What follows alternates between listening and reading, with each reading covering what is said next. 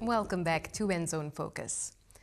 From the book of Isaiah in the Bible, chapter 40, verse 31 says, "But those who hope in the Lord will renew their strength. They will soar on wings like eagles. They will run and not grow weary. They will walk and not be faint." And that promise has special meaning for our next two interview guests. Award-winning Christian artist Julia Grace and former Ugandan-sponsored child Lillian Nakabiri are sharing their personal stories of faith and faithfulness on Tearfund's Beautiful Survivor Tour, currently traveling throughout the North Island. Just before they began their tour, they had time to catch up with me for a quick chat. Julia, could you tell us a little bit about what the tour is all about?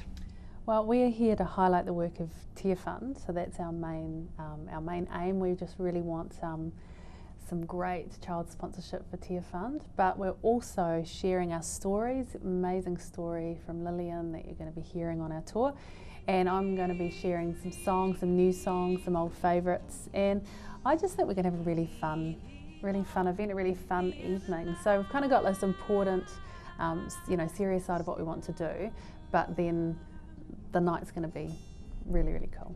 Excellent. You mentioned some old favorites, old songs, and of course the name of the tour is linked to one of those songs, Beautiful Survivor. Yeah. Could you tell us about the story behind the lyrics? I wanted to write a song that spoke directly into the heart of someone who was having a struggle in their life, and having done a lot of women's events, it became apparent that there were often women arriving at events who I could see were visibly being treated for cancer, particularly breast cancer. And I played a show in Nelson. A beautiful lady came and she had a wrap on her head, obviously was undergoing chemotherapy or radiation. And she sat in the front row and she laughed and cried at the appropriate times. And I was really humbled that I could just provide an evening of fun and entertainment and a bit of a break from what was obviously a really difficult time for her. My sister-in-law is a breast cancer survivor, and I wanted to sing a song that just spoke from the heart of God directly into someone who's going through difficult circumstances. So the chorus says, "I'm always on your side, even when you struggle. It makes your wings grow stronger. You're a beautiful survivor." So I think it's appropriate for this tour because these are all different stories with different challenges, but we all go through unique things of our own, and I think it's great to be inspired by other people. Thank you. So many of our viewers would know you as, of course, as a well-known Christian musician, but maybe Lillian, you might not be so familiar to our viewers. Could you tell us a little bit about your story and how you came to be involved with this tour? My story is long, but I'll briefly tell it. And it starts way back when I was born. I was born in a big family, but unfortunately my parents died before I made a year. My father was serving in the army. During that time we had civil wars in the country, and he was kidnapped, and I think he died. And my mother died before I made 5 months. So I grew up in the hands of my stepmother and big step and half brothers, and I toured from one family to another. Whoever would lose money would send me over to another relative until when at one point I was homeless. School for me was hard because I had no support until when Compassion registered me as someone to be supported at the age of 10, as I started getting sponsorship at the age of 10, and I saw life having a turning point. When I was miserable, at least I would run to the church where I would be sponsored. I was going to meet my people, my project people, and they would encourage me. They would hug me. My sponsor from Australia would write to me. She would really be of great courage to me and tell me, "I'm your mother," and being accepted by someone who doesn't know me, someone of a different color, that I am mothered by her was so unique. And she helped me to get close to God and to know Christ. And despite the challenges of life that I went through, roaming up and down, homeless, lack of food, lacking everything, at least I had a turning point when I got sponsored. So I completed my education and I did a bachelor's in mass communications out of all the struggles. And I started working with Compassion, giving back to the organization that helped me to be picked up from trash. So now I look at the children in Uganda, struggling, looking for food in dustbins, struggling to go collect water for miles and miles. And I see my childhood self in them, and I'm like, they too have to make it. They have to be better than me, or they have to be like me. Not any lower, but they have to have a great future. So that's what encourages me.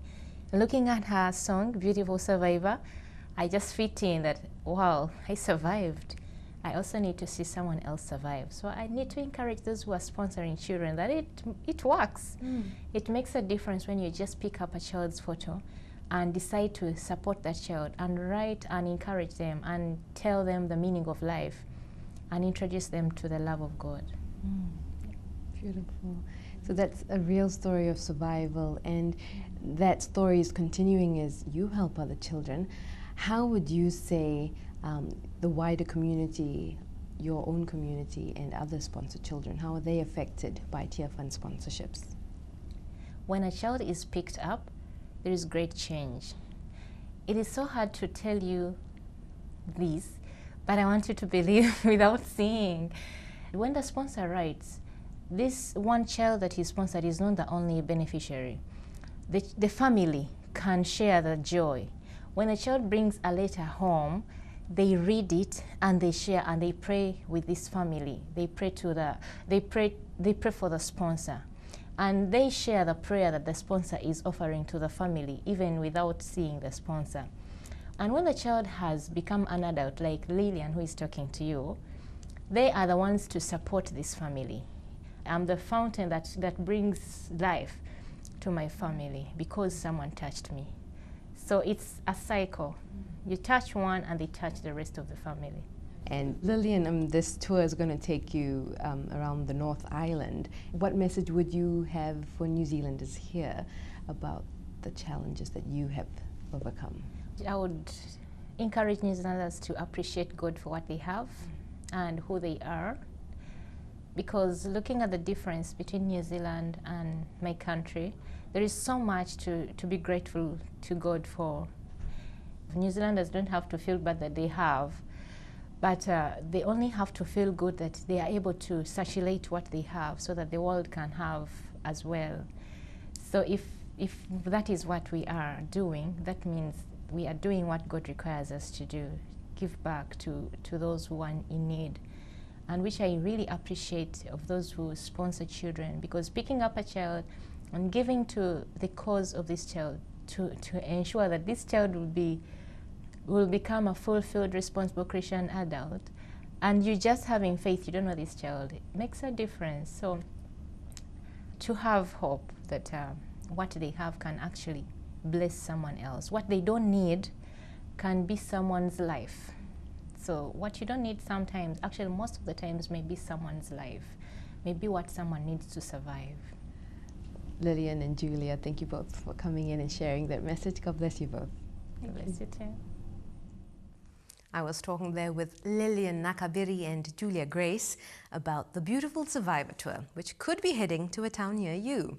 So if you'd like to find out more information, you'll find the schedule of places and dates on tearfund.org.nz/Beautiful Survivor.